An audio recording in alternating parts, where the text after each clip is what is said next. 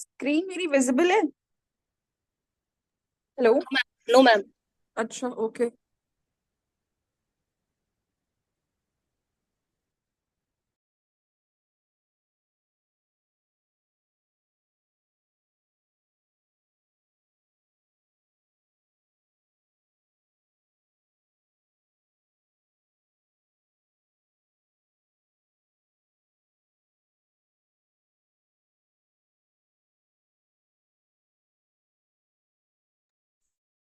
ऐसा करते हैं, स्टार्ट करते हैं, उसके बाद मैं वो भेज दूंगी पीडीएफ। एक्चुअली वो अभी हो क्या रहा है, इशू हो रही है शायद, इसीलिए वो स्क्रीन शेयर नहीं हो रहा है।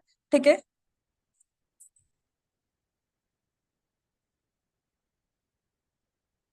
सो मैंने अल्जाइमर्स लास्ट क्लास में पढ़ाया था। तो अभी आप लोगों को कुछ भी याद है कि अल्जाइमर्स क्या होता है, Alzheimer's disease?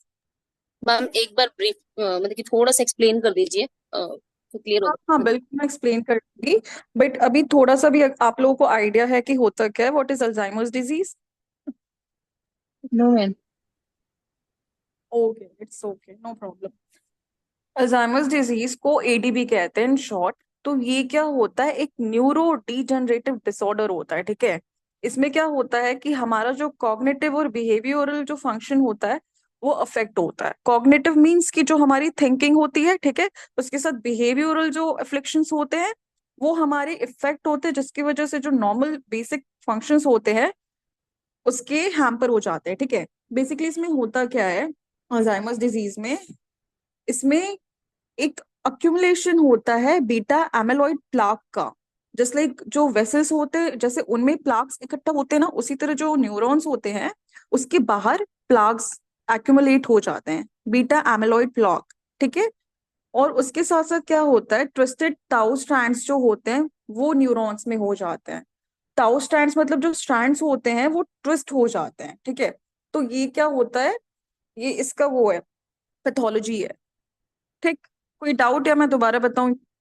Neuro degenerative means कि न्यूरॉन्स जो है उनका डीजन, विच मीन्स कि मॉर्बिड मॉर्बिड मैटर जो है वो एक्यूमुलेट हो जाता है प्लाक के फॉर्म में, जो हायर सेंटर ऑफ ब्रेन होते हैं, just like hippocampus and cerebral cortex, उनमें, जिनके कारण जो मेमोरी होती है हमारी वो ऑल्टर हो जाती है। तो जो पर्सन होता है, ऐसा पर्सन बहुत चिड़चिड़ाता भी है, उसको चीजें याद नहीं रहती है, वो उसको नाम नहीं याद रहता है, उसने खाना खाया वो ये भी भूल जाता है उसने खाना खाया कि नहीं। तो ये चीजें जो है वो अफेक्ट होती हैं उस पर्सन को। ठीक है। इसके अलावा क्या होता है कि अगर हम इसके साइन और सिम्टम की बात करें तो बहुत जल्दी जल्दी उनको भूलने की बीमारी हो जाती है। मीन्स उनका जो मेमोरी लॉस है वो बहुत क्विक होता है, कोई भी इवेंट हो, इंफॉर्मेशन हो, इवन फैमिली मेंबर है वो भी नहीं याद रहेगा। साथ में कंसंट्रेट नहीं कर पाते ऐसे पेशेंट जो होते हैं, आप उनको कुछ कंसंट्रेट करने को बोलोगे ना तो उसमें भी उनको दिक्कत होगी।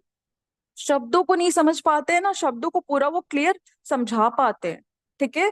बहुत सारी जगहों पे वो गुम से जाते हैं, मतलब आपने किसी रास्ते पे छोड़ दिया तो उनकी अगर याददाश्त स्ट्रांग नहीं है तो हो सकता है वहां पे वो गुम हो जाए। इसके साथ साथ उन लोगों में रेस्टलेसनेस होता है, डिप्रेशन भी होता है। ठीक है। ये प्रॉब्लम होती है उन पेशेंट्स में, अग्रेशन, एंजाइटी। ये कुछ क्लासिकल साइकोलॉजिकल सिम्टम्स हैं जो कि हम देखते हैं एडी के पेशेंट में। ये साइकोलॉजिकल सिम्टम है। अब फिजिकल सिम्टम्स की बात करते हैं, तो फिजिकल सिम्टम्स क्या होते हैं, उसमें अनकोऑर्डिनेटेड मूवमेंट होता है। ठीक है। मसल जो होता है वो बहुत स्टिफ हो जाता है, ड्रैगिंग ऑफ फीट मतलब कि लंगड़ा के चल रहे हैं, घसीट के चल रहे हैं, अच्छे से चल नहीं पा रहे हैं, नींद में दिक्कत हो रही है, वेट लॉस हो रहा है, क्योंकि जब पर्सन को पता ही नहीं है कब खाना खाना है तो ऑब्वियस सी बात है कि खाना प्रॉपर खाएगा नहीं। उसके साथ साथ उनको क्या होता है ना कि खाना घोटने में बहुत प्रॉब्लम होती है, उस टर्म को डिस्फेजिया कहते हैं। ठीक है। तो ये सारे जो साइंस एंड सिम्टम्स है हम एडी के पेशेंट में देखते हैं। तो ये क्लियर हुआ एडी अल्जाइमर्स डिजीज क्या होता है, ये सबको क्लियर हो गया ना? Yes ma'am. हम ओके, लाइक गुड। ताला लगा के भूल जाते हैं, जैसे कि ये ताला पता नहीं लगाया नहीं लगाया या बार बार। हाँ, राइट। इसको सीधे सीधे अगर इजी लैंग्वेज में हम समझें तो न्यूरो डिजेनरेटिव मतलब न्यूरॉन्स डीजनरेट हो रहे हैं ना। प्लाक जिस तरह ब्लड वेसल्स में होता है उस तरह न्यूरॉन के बाहर प्लाग, एमिलोइड प्लाग इकट्ठा हो रहा है। इकट्ठा होगा तो जाहिर सी बात है कि वो स्पेस जो है वो आपका साइज ले रहा है, और उसके साथ साथ फंक्शन जो हो रहे हैं उनका भी इम्पेयरमेंट हो रहा है। उसके कारण क्या होगा, उनका जो कॉग्निटिव फंक्शन है और जो एक वो डेली मूवमेंट का जो फंक्शन होता है वो आपके अफेक्ट होंगे, ठीक है, बिहेवियर एंड कॉग्निटिव। तो इस कारण जो पर्सन होगा वो बहुत अवेयर नहीं रहेगा, उसको भूलने की बीमारी होगी, उसको चलने फिरने में भी दिक्कत होगी, तो ये सारी चीजें होती है। तो नेचुरोपैथी के लैंग्वेज में, सीधे सीधे लैंग्वेज में, इसको ये कहते हैं कि एक ऐसा डिसऑर्डर, एक ऐसा ये डिजीज है जिसमें कि आपका मॉर्बिड मैटर जो है वो आपका अक्यूमुलेट हो रहा है। वो कहाँ अक्यूमुलेट हो रहा है, जो आपके हायर सेंटर ऑफ ब्रेन है, विच इज हिप्पोकैम्पस और आपका सेरेब्रल कॉर्टेक्स। सेरेब्रल कॉर्टेक्स जो होता है हमारा, उनका काम क्या होता है, मेमोरी का कोड करना और डिसीजन मेकिंग करना। अब हम कोई भी अपने लाइफ में डिसीजन बनाते हैं ना कि whether I should do this job, या फिर मुझे खाना खाना है अभी या नहीं, तो ये सारा जो आपका पोर्शन है वो आपका सेरेब्रल कॉर्टेक्स देता है, ठीक है। तो ये चीज है। अब इसके मैनेजमेंट पे चलते हैं कि हम इसको मैनेज कैसे कर सकते हैं, ठीक है। तो बेसिकली सबसे बड़ी चीज ये है कि एक इसमें हमें मल्टी मॉडल अप्रोच चाहिए, ठीक है। मतलब कि केवल ऐसा तो है नहीं पर्सन भूल रहा है, पर्सन भूलने के साथ साथ उसको चलने फिरने में भी प्रॉब्लम हो रही है। तो हमें एक होलिस्टिक अप्रोच रखना है, ठीक है। उसमें हमें एक आइडियल मैनेजमेंट पेशेंट के लिए प्लान करना पड़ता है, जिसमें क्या होता है, फिजिकल, एक कॉग्निटिव, न्यूरोसाइकोलॉजिकल, फिजियोलॉजिकल और बिहेवियरल और फ्यूचर प्लानिंग के साथ साथ सारी चीजों को प्लान करना पड़ता है अलोंग विथ नेचुरोपैथी ट्रीटमेंट, ठीक। क्योंकि ऐसे पेशेंट्स जो होते हैं, एक स्टिग्मा भी होता है ना हमारे इंडिया में, स्टिग्मा भी है ना कि अगर किसी को मेंटल कोई इशू है तो उसको सीधा सीधा पागल बोल देते हैं। प्लस ऐसा होता है कि उनको आइसोलेट किया जाता है, उनको ज्यादा रिस्पेक्ट नहीं दिया जाता है, उनके साथ ऐसा सपोर्ट नहीं होता है। तो हमको इस हिसाब से अप्रोच बनाना है कि पेशेंट को हम इन होलिस्टिक मैनर ट्रीट कर रहे हैं, ठीक। तो उसमें इमोशनली भी investment is very very important. तो अगर नेचुरोपैथी का अप्रोच देखें और हम डाइट से शुरू करें, तो डाइट ऐसा होगा जो हमारे ब्रेन हेल्थ के लिए बहुत अच्छा है। दूसरी चीज, जो हमारा वहां पे प्लाग इकट्ठा हुआ है उसको साफ करने के लिए ऐसा डाइट होगा जो एलिमिनेटिव डाइट होगा, ठीक है। तो न्यूट्रिशन जो होता है, इट इज, मेरी वॉइस नहीं आ रही है? मैम आ आ हेलो? रही रही है। है, आ रही है। मैम आ आ रही रही है है। ना? तो मुझे चैट में वो शो हुआ ना, इसलिए आई एम आस्किंग, ठीक है। तो न्यूट्रिशन की बात करें, तो न्यूट्रिशन में prevention and prognosis is very very important, ठीक है। मैंने क्या बताया कि ऐसा जो पेशेंट होता है इसको वेट लॉस भी होता है। क्यों होता है? क्योंकि उस पेशेंट को पता ही नहीं है कि उसको खाना कब खाना है। दूसरी चीज, ब्रेन रिलेटेड जो डाइट होंगे और ऐसे डाइट होंगे जो एलिमिनेटिव होंगे, वो इनटेक हम एडवाइस करते हैं, ठीक है। तो फ्रूट्स का कंजप्शन बहुत अच्छा होता है। क्रूसीफेरस जो वेजिटेबल्स होते हैं, जैसे कि ब्रोकली हो गया, कैबेज हो गया, ठीक है, लेटस हो गया, ये बहुत अच्छा होता है। ये लिवर हेल्थ के लिए भी बहुत अच्छा होता है cruciferous vegetables. Dark green vegetables जो होते हैं उनमें फॉलिक एसिड बहुत पाया जाता है। नट्स एंड सीड्स जो होते हैं, जिसको पॉली अनसैचुरेटेड फैटी एसिड भी बोलते हैं, उसमें बहुत ज्यादा होता है। ये बहुत हेल्दी होते हैं, हेल्दी फैट्स, ठीक है। ओमेगा 3 का कंजप्शन, तो ये सारी चीजें लेना चाहिए। और जो मिल्क प्रोडक्ट होते हैं और रेड मीट होता है, फ्राइड इन ऑयली फूड होता है, ऐसी चीज का इंटेक बहुत लो होना चाहिए। Basically intake of milk product क्यों कम करना चाहिए? क्योंकि कोई भी टाइप का इन्फ्लेमेशन होता है ना बॉडी में, तो उसमें अगर हम डेयरी कंजप्शन कर रहे हैं तो हमारा जो हीलिंग प्रोसेस होता है ना वो और ज्यादा लार्ज हो जाता है। बिकॉज डाइजेशन के बाद क्या होता है, हमारी बॉडी को हील करने का टाइम चाहता है। तो हीलिंग प्रोसेस के लिए अगर हम उसको प्रॉपर हीलिंग टाइम नहीं देंगे तो क्या होगा, आपका जो डाइजेस्टिव सिस्टम है डाइजेशन करने में ही पूरा का पूरा टाइम निकाल देगा। तो अगर वो पूरा टाइम उसमें ही निकाल देगा तो जाहिर सी बात है डिजीज इसके कारण डेवलप होगा। तो हम ऐसा डाइट देंगे जिसमें या तो मिल्क प्रोडक्ट या उसके प्रोडक्ट्स को इनटेक कम करवाएंगे, या तो कंप्लीटली आप बोलोगे कि एब्सटिनेंस होगा, नहीं लेना है, ठीक है। ना लेना ज्यादा बेटर है। रेड मीट भी उसी तरह लेना ज्यादा बेटर होता है। क्यों? क्योंकि ऐसा देखा गया है, जब ऐसी चीजों को हम कम करते हैं तो जो इंसिडेंस होता है डिमेंशिया का ना, वो भी कम हो जाता है। मीन्स जो ये चीजें बहुत ज्यादा खाते हैं उनमें डिमेंशिया ज्यादा पाई जाती है, भूलने की बीमारी, ठीक है। इसके अलावा हम ऐसा खाना देंगे जिनमें एंटीऑक्सीडेंट्स बहुत ज्यादा हो, ठीक है। विटामिन ई हो गया, फैटी फिश हो गया, फॉलिक एसिड हो गया, ठीक है, ओमेगा 3 हो गया, इससे क्या होता है कि ब्रेन फंक्शन इंप्रूव होता है, सिनेप्टिक लॉस जो होता है उसमें भी बहुत ज्यादा फायदा मिलता है। अब कोलिन होता है, कोलिन एक न्यूट्रिएंट होता है। कोलिन क्या करता है ना, कॉग्निटिव फंक्शन को इम्प्रूव करने का काम करता है। ऑलराइट। तो डाइटरी सोर्सेज की बात करें तो फ्रेश ग्रीन वेजिटेबल्स, बीट्स हो गए, ग्राउंडनट हो गया, वॉलनट हो गया, ये सारी चीजें हो गए, आप पेशेंट को प्रेस्क्राइब करोगे, ठीक है। अब मैं ये बताती हूँ वन बाय वन कि उसका काम कैसे होता है डाइट की बात करें तो जो stage of AD second stage होता है उसमें पेशेंट में क्या देखा जाता है ना कि बिहेवियर का चेंज होता है, ठीक है। बिहेवियर के चेंज के कारण क्या होता है ना, उनका जो फीडिंग पैटर्न होता है खाने पीने का वो भी बहुत ज्यादा ही अफेक्ट होता है। उसके कारण क्या होता है ना कि जो पेशेंट होता है, पहली चीज तो वो टाइम पे खाना नहीं खाता है, उसको स्वैलो करने में भी दिक्कत होती है, और खाना लेने का जो टाइम पीरियड है वो भी बढ़ जाता है। मतलब अभी खाया तो 6 7 8 घंटे बाद वो पेशेंट खा रहा है, उसको याद नहीं है तो खा भी नहीं रहा है, जिसके कारण क्या हो रहा है कि वो पर्सन बहुत ज्यादा दुबला पतला हो जा रहा है, वेट लॉस हो जा रहा है, ठीक है। तो फिर अब ये बताओ मुझे कि ब्रेन हेल्थ के लिए ऐसे कौन से फूड्स हैं या ऐसे कौन से हर्ब्स हैं जो बहुत अच्छे होते हैं, क्योंकि फार्माकोलॉजी आप लोग पढ़ रहे होगे ना। तो ऐसे मुझे कुछ फूड्स या हर्ब्स के नाम बताओ जो ब्रेन हेल्थ के लिए बहुत अच्छे होते हैं।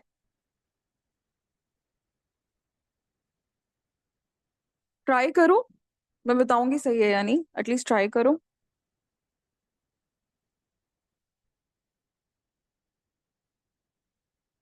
मोनिका, दया, एटलीस्ट अटेम्प्ट करो, आप लोग ट्राई तो करो क्या होता है अच्छा ब्रेन हेल्थ के लिए।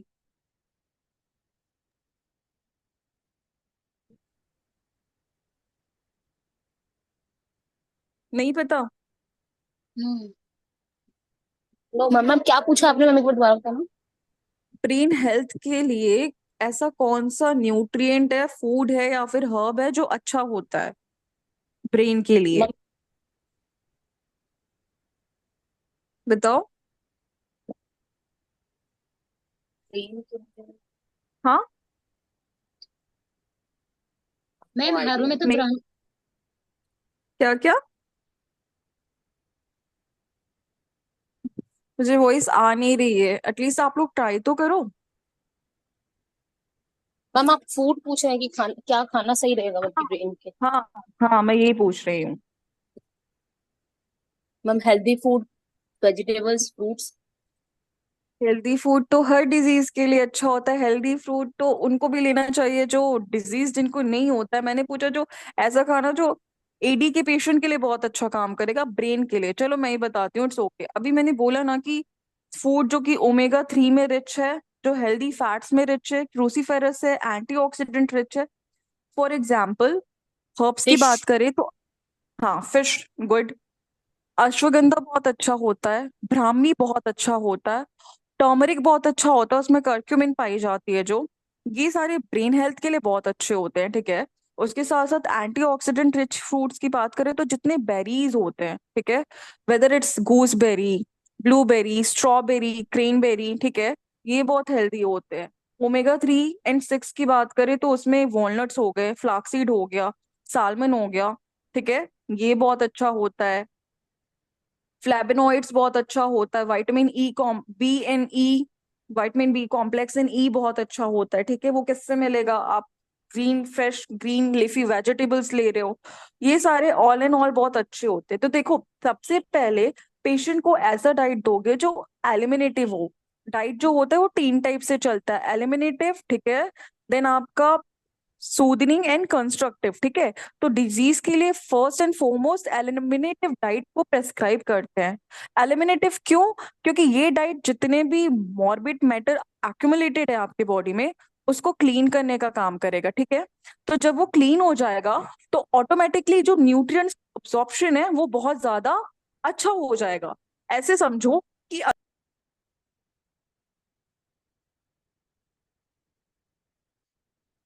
टोमेटो जो है वो इकट्ठा हो गए हैं, ठीक है। तो उसके कारण अगर आप कोई भी फूड का इंटेक करोगे वो उतने अच्छे से नहीं अब्जॉर्ब होगा, जितना अच्छा तब अब्जॉर्ब होगा जब आपका पूरा का पूरा सिस्टम हेल्दी और क्लीन है, ठीक है, आपका गट हेल्दी है। इसीलिए एलिमिनेटिव डाइट देते हैं। तो उसमें क्या देते हैं, विटामिन सी रिच फूड हो गए, ठीक है, ऐसे फूड हो गए जो कि बहुत ही अल्कलाइन डाइट होगा।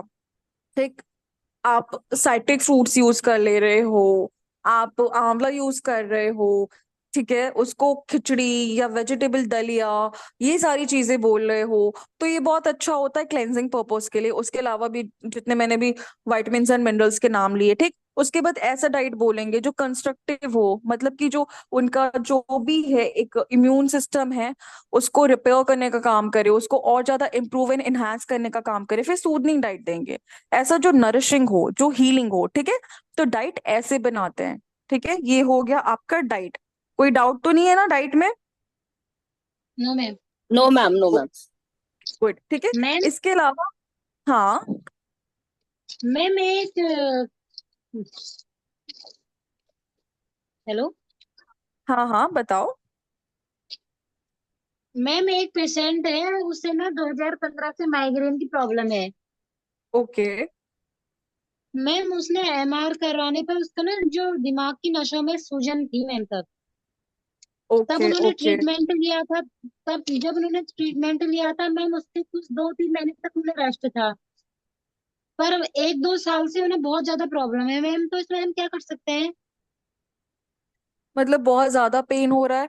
देखो माइग्रेन में क्या होता है ना कि जो ट्रिगरिंग स्टिमुलस होते हैं पहले उनको कट आउट या कम करने का काम करते हैं। ट्रिगरिंग स्टिमुलस जैसे कि बहुत ज्यादा लाइट की इंटेंसिटी हो गई, ठीक है, स्मेल हो गया, पोल्यूशन हो गया, आवाज हो गई, ये सारी चीजें पेशेंट को बहुत ज्यादा परेशान करता है, ठीक है। उसको कम करेंगे। फिर क्या हो गया, बहुत लंबा गैप रखना खाने में, उसको कम करेंगे। फिर ऐसा खाना जो कि उन चीजों को एग्रवेट कर सकता है, जस्ट लाइक खट्टी चीजें हो गई, या फिर चॉकलेट्स भी बहुत बार एग्रवेट करते हैं, उन चीजों को कम करेंगे। फिर ऐसा एक डाइट प्लान बनाएंगे और थेरेपी बनाएंगे जो उसके लिए अच्छा हो, ठीक है। शिरोधारा हो गया, फुल बॉडी मसाज हो गया, हेड मसाज हो गया, एक्यूपंक्चर पॉइंट्स जो होते हैं वो बहुत अच्छा काम करते हैं, वमन जो होता है वो बहुत अच्छा काम करता है इसमें, ठीक है। उसके साथ शिरोशूलादि वज्रस जो टैबलेट होते हैं आप वो दे सकते हो। उसके साथ साथ आप डाइट मैनेजमेंट कर सकते हो। तो डाइट मैनेजमेंट में आप ऐसा हेल्दी मील प्लान करोगे जो कि रिच इन वाइटमिन होगा, विटामिन E, ओमेगा 3, ठीक है, विटामिन B, ये सारी चीजें रिच होगा, ठीक है। तो ये जी साथ मैम। में प्लान करोगे। और बहुत जैसे ना बहुत सारे पेशेंट होते हैं उनको बहुत ज्यादा दर्द होता है, ठीक है, बहुत ज्यादा मैम वही। अचानक से। हाँ जी हाँ मैम, मुझे वही पता है, प्रॉब्लम है मैम। ठीक है। तो उसके लिए इंस्टेंट रिलीफ के लिए 4 से बादाम वो खा सकते हैं, ठीक है। या फिर हॉट फुट बाथ ले सकते हैं, ठीक है, विथ कोल्ड कॉम्प्रेशन। इसका रिजल्ट बहुत अच्छा होता है। उसके साथ साथ वो क्या कर सकते हैं ना, धूमपान और नस्यम, ठीक है, विथ हाँ जी मैम। अनुतैलम, ये बहुत अच्छा होता है। ये साथ में कंबाइन करके उन्हें बताओगे, बहुत अच्छा इफेक्ट आएगा, ठीक है। लेकिन हाँ, यस मैम। इंस्टेंट नहीं आएगा, this is going to take a while, but surely इससे बहुत अच्छा रिजल्ट आता है पेशेंट में, ठीक। Yes ma'am. ओके, थैंक तो यू। अब आगे बढ़ते हैं। तो अभी हमने जो डाइट है एडी में वो समझ लिया है, ठीक है। इसके अलावा मैंने बताया था कि होता क्या है एडी, उस कंडीशन में एक्यूमुलेशन होता है प्लाक का, ठीक है। तो मैंने बोला था एलिमिनेटिव डाइट, मतलब ऐसा कि प्लाक को खत्म करे वैसा डाइट हम रखेंगे, ठीक। तो ऑब्वियस सी बात है, इसमें फास्टिंग का जो रोल होगा वो बहुत अच्छा होगा। जब हम पेशेंट को फास्टिंग कराएंगे तो सेल क्या करता है, अपने खुद के वो गंदे और पुराने और डिजीज कॉजिंग वाले जो सेल्स होते हैं उनको खा जाता है फास्टिंग के प्रोसेस में।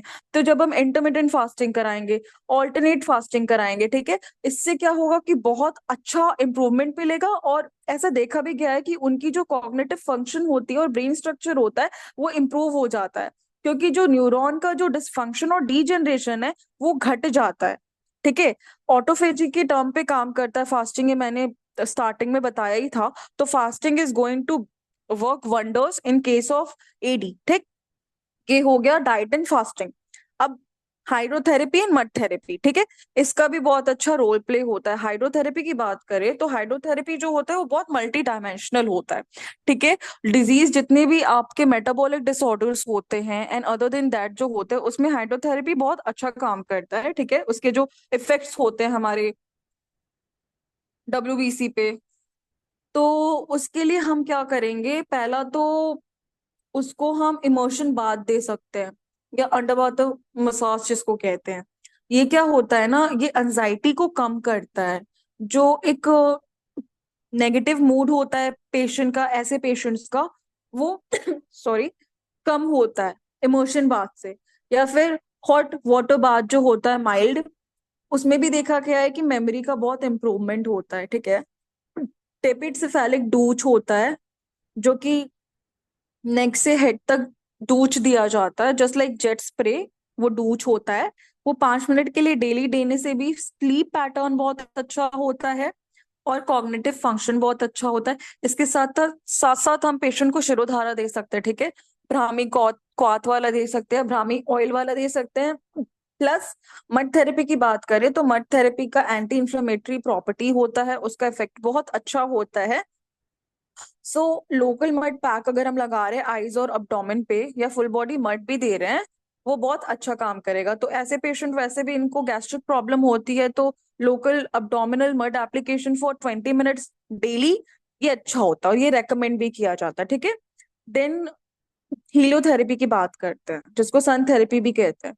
तो सन जो है, उसका जो सनलाइट होता है अर्ली मॉर्निंग, वो बहुत इफेक्टिव होता है। जो डिसफंक्शन होता है एडी में और मेमोरी लॉस लॉस होता है, तो लाइट एक्सपोजर से क्या होता है, उसमें इम्प्रूवमेंट होती है। जो हमारा ब्रेन सेरेब्रल ब्लड फ्लो होता है, वो हमारा इंक्रीज होता है। ठीक है। उसके साथ साथ क्या होता है ना, कि जब सनलाइट पड़ती है, सनरेज पड़ती है, अर्ली मॉर्निंग वाली आइडियल मानी जाती है, 7 to 9 o'clock वाली जो मॉर्निंग की होती है। ठीक है। तो उसमें क्या होता है कि हमारा सुप्रा कास्मेटिक न्यूक्लियस जो होता है, वो स्टिमुलेट होता है। ठीक है। जिसके कारण क्या होता है, मेलेटोनिन और सेरोटोनिन जो होता है, जो कि न्यूरोट्रांसमीटर्स होते हैं, उनका सिक्रीशन होता है। सेरोटोनिन जो होता है, ये हैप्पी हार्मोन्स जो होते हैं वो। और मेलेटोनिन जो होता है, वो सर्गाडियम रिदम को रेगुलेट करता है। ठीक है। जो आपका स्लीप और वेक पैटर्न होता है। तो जब हम सन बाथ पेशेंट को देते हैं ना फॉर 20 मिनट्स, सन बाथ के भी डिफरेंट टाइप्स होते हैं। अगर हम जब पेशेंट को देते हैं, लाइट एक्सपोजर एक देते हैं उनको, तो उनका कॉग्निटिव फंक्शन जो होता है वो धीरे धीरे इम्प्रूव होता है। ठीक है। और उससे हैप्पी हार्मोन्स भी सिक्रीट होते हैं और उनका सर्काडियन रिदम जो है वो भी बैलेंस हो जाता है। ठीक। तो हीलियोथेरेपी इज वेरी गुड। फिर मसाज थेरेपी आता है। तो massage, all in all you all know कि बहुत कोई भी कराता है। मैं एक डिजीज पर्सन की बात नहीं करूँ, इवन हम भी कराते हैं तो हमें बहुत रिलैक्स फील होता है। एक हेक्टिक डे के बाद अगर बहुत स्ट्रेस भी आप ले रहे हो, उसको कराओ तो बहुत ही रिलीफ मिलता है, अच्छा फील होता है, मूड इंस्टेंटली लाइटन अप हो जाता है। ठीक है। तो जब हम सोचो डिजीज में कराएंगे, तो ऑब्वियस ही बात है, जो एक चिड़चिड़ापन है, मेमोरी लॉस है और बाकी दिक्कतें हैं, उसमें उसका बहुत अच्छा और कामिंग इफेक्ट पड़ता है, क्योंकि मसाज काम कर देता है अगर आप उसे करते हो। हेड मसाज हो गया, हेड मसाज हो गया, काफ मसल्स के मसाज हो गए, फुल बॉडी मसाज हो गया। ठीक है। विद जेंटल जेंटल स्ट्रोकिंग रहेगी इसमें। ठीक है। बहुत प्रेशरफुल नहीं, जेंटल, विद टैपिंग एंड नकलिंग। तो उससे क्या होगा कि एंजाइटी अगर है उस पर्सन को, या अग्रेसिव है बहुत ज्यादा, तो उसमें बहुत ज्यादा इंप्रूवमेंट दिखेगा। ठीक है। जो बेसिकली वो बिहेवियर है ना, वो पर्सन का बेटर होगा धीरे धीरे विद टाइम। ठीक। उसके अलावा एक्यूपंक्चर जो होता है, वो बहुत ही अच्छा इफेक्ट होता है। कुछ पॉइंट्स होते हैं, जैसे LI4 हो गया, लिवर 3 हो गया। ठीक है। ये जो पॉइंट्स होते हैं, ये क्या करते हैं, मेमोरी रिलेटेड पॉइंट्स होते हैं ना। तो जब हम पंक्चरिंग करते हैं ना, तो लॉस ऑफ मेमोरी या कॉग्निशन का जो इम्पेयरमेंट है, उसमें इम्प्रूवमेंट देता है। एक्यूपंक्चर के बारे में तो थोड़ा थोड़ा जानते हो ना आप लोग। यस मैम, एक्यूप्रेशर के बारे में। एक्यूप्रेशर नहीं, एक्यूपंक्चर की मैं बात कर रही हूँ। एक्यूपंक्चर के बारे में थोड़ा थोड़ा आप लोग जानते हो ना। मैम एक्यूपंक्चर में तो निडल से होता है, मतलब पॉइंट्स पे निडल लगाए जाते हैं। हाँ, राइट। ठीक है। तो पॉइंट्स दो टाइप के होते हैं, इधर इट कुड बी सेंट्रल, ठीक है, या फिर लोकलाइज्ड। ठीक है। सेंट्रलाइज्ड या लोकल पॉइंट्स हो सकते हैं। तो इस केस में क्या होता है, दोनों पॉइंट्स देंगे। जैसे कि मैंने अभी बताया कि अगर हम पंक्चरिंग कर रहे हैं, अगर वो लिवर 4, सॉरी लिवर 3, या फिर LI4 है, LI4 जिसको हेकू पॉइंट भी कहते हैं, उसके अलावा भी डिफरेंट पॉइंट्स होते हैं। तो ये क्या करते हैं, ये बेसिकली मेमोरी और कॉग्निशन से रिलेटेड होता है ना। तो ये फ्रंटल जो और टेम्पोरल लोब होता है ना, उसके स्टिमुलेशन का काम करते हैं। तो इसके लिए बहुत ही अच्छा होता है, ठीक है। फिर जो आपका हिप्पोकैम्पस है उसको भी स्टिमुलेट करता है, तो जिसके कारण क्या होता है ना, एडी में जो इम्पेयरमेंट देखा जाता है उसको वो धीरे धीरे ठीक करते हैं। और फिर अगर बात करें मैं एक्यूप्रेशर पॉइंट्स की, तो एक्यूप्रेशर पॉइंट्स नो डाउट बहुत अच्छा काम करते हैं, बट यही है कि एटलीस्ट मिनिमम उसको 21 days to 1 month के लिए पेशेंट को रेगुलर कराना पड़ता है। बिकॉज ये है क्रॉनिक, इस कंडीशन पे काम करने में काफी टाइम लग जाएगा। इमीडिएटली इंस्टेंट बिल्कुल रिजल्ट नहीं आएगा कि आज हमने एक्यूपंक्चर किया तो बहुत अच्छा रिजल्ट आएगा। हाँ, नो डाउट आएगा, बट वो क्या होगा ना कि वो शॉर्ट टर्म रहेगा, वो फॉर एवर वाला या लॉन्ग टर्म नहीं रहेगा। तो इसीलिए बहुत जरूरी है कि ये कंसिस्टेंट हो, ठीक है। एटलीस्ट मिनिमम पेशेंट जो है 15 दिन या फिर 20 दिन करवा रहा है या 1 महीना करा रहा है, तब उसको बहुत अच्छा प्रोग्रेशन मिलेगा और बहुत अच्छा इंप्रूवमेंट भी पर्सन को मिलेगा, ठीक। तो एक्यूप्रेशर भी बहुत अच्छा होता है। एक्यूप्रेशर भी देने से कान के पॉइंट्स हो गए, ठीक है, या फिर जनरल एक्यूप्रेशर पॉइंट्स हैं, तो उसके करने के कारण क्या होता है ना कि जो एल्डरली लोग होते हैं उनका स्लीप पैटर्न बहुत अच्छा हो जाता है, उनका मूड भी बहुत अच्छा हो जाता है, ठीक है। और उसके साथ साथ अगर उनको कोई मस्कुलर प्रॉब्लम है, हाथ या पैर में दर्द है, बॉडी एक है, या फिर थकान सा लगता है, तो वो भी बहुत अच्छा हो जाएगा, उसके साथ साथ इम्प्रूवमेंट हो जाएगी उसके, ठीक है। तो ये एक्यूपंक्चर और एक्यूप्रेशर हो गया। फिर योगा थेरेपी आती है। तो हम सभी जानते हैं कि योगा इज लाइक मिराकुलस। उसका जो रोल प्ले है वो बहुत वास्ट है, क्योंकि वो हर लेयर पे काम करता है आपका, वो माइंड बॉडी एंड सोल उस पे काम करता है। व्हेन हम योगा करते हैं तो उससे क्या होता है ना, उसका जो इम्पैक्ट होता है वो बायो साइको सोशल वेलबींग पे पड़ता है, ठीक है। तो योगा हर दिन करना है पेशेंट को, ऐसे पेशेंट को। तो उसका जो योगा होगा वो एल्डरली योगा होगा, क्योंकि एल्डरली डिसऑर्डर है यूजुअली। इसमें जो जेरियाट्रिक योगा होता है वो हम प्रेस्क्राइब करेंगे पेशेंट को, ठीक है। तो जो एक क्रॉनिक स्ट्रेस होता है पेशेंट को, ऐसे पेशेंट को, साथ साथ चिड़चिड़ाहट है, मूवमेंट में दिक्कत हो रही है, तो योगासना से क्या होता है, उन सारे एंगल्स पे वो वर्क करता है और सब में बहुत अच्छा उसका रिजल्ट आता है। इसके साथ साथ मेडिटेशन हो गया, ठीक है, डीप मेडिटेशन टेक्निक हो गई, ठीक है, विपासना एंड ऑल। उसके साथ साथ मंत्र उच्चारण हो गया, ठीक है। ये सब बहुत अच्छा काम करते हैं। ऑल इन ऑल सबको जब हम कंबाइन करते हैं ना, तो इन सबका जो इफेक्ट होता है वो सेंट्रल नर्वस सिस्टम पे होता है। तो पेशेंट क्या होता है ना, ऑटोमेटिकली बहुत अच्छा फील करने लगता है। अब